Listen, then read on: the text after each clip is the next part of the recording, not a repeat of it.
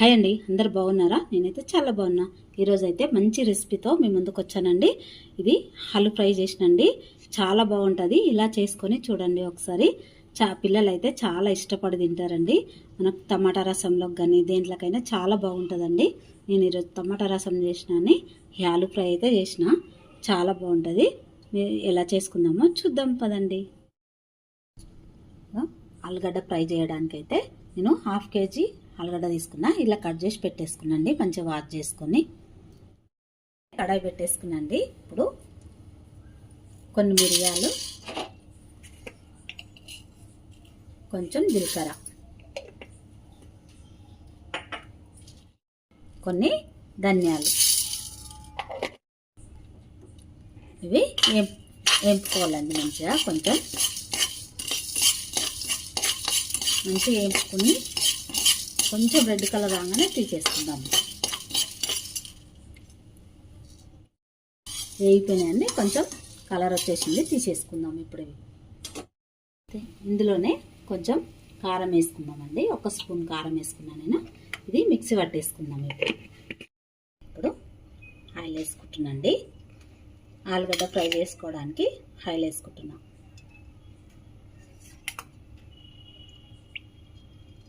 మూడు స్పూన్ల ఆయిల్ వేసుకున్నాండి. కొంచెం వేడెక్కింది. ఇప్పుడు ఇవి ఫ్రై చేసేసుకున్నాం.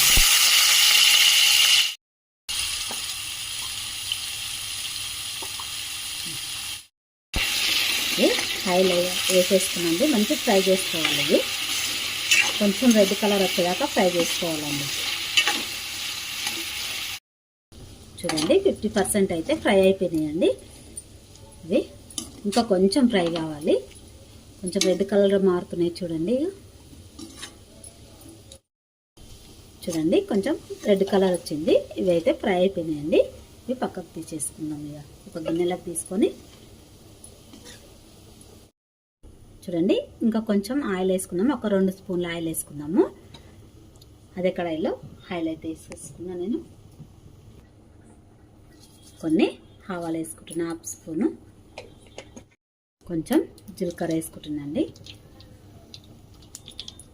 అలాగే ఎండుమిర్చి కూడా వేసుకుంటున్నాండి. పచ్చిమిర్చి వేసుకున్నా. అలాగే ఉల్లిపాయలు వేసుకుంటున్నాండి. సన్నగా తరిగి పెట్టుకున్న 1 కప్పు ఉల్లిపాయలు మంచిగా ఆయిల్లో ఫ్రై చేసుకోవాలి. ఇక పక్క వేసుకుంటున్నాండి. కొంచెం పసుపు, 1 స్పూను అల్లం వెల్లుల్లి పేస్ట్ వేసుకున్నాండి. కలిపేసుకున్నానండి మంచిగా.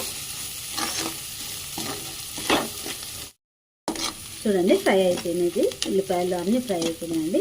ఇప్పుడు ఆలు వేసేసుకున్నాం. ఇందులో పెట్టుకున్న ఆలుగడ్డ తీసుకున్నాం కదండి పక్కకు, అది వేసేసుకున్నాం. మంచిగా కలిపేసుకోవాలి. దీంట్లో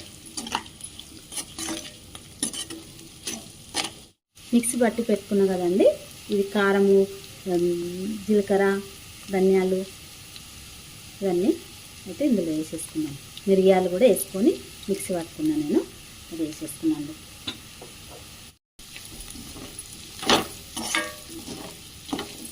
చూడండి, మంచిగా కలిపేసుకోవాలి. ఇట్లా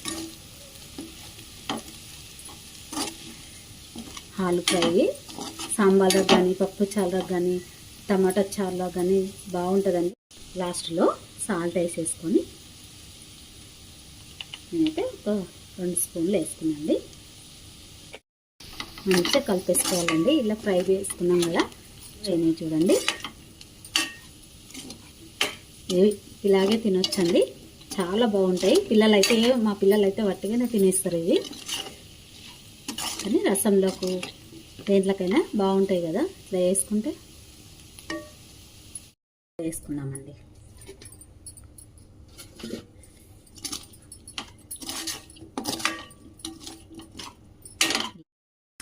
చూడండి, ఆలు ఫ్రై అయితే అయిపోయిందండి.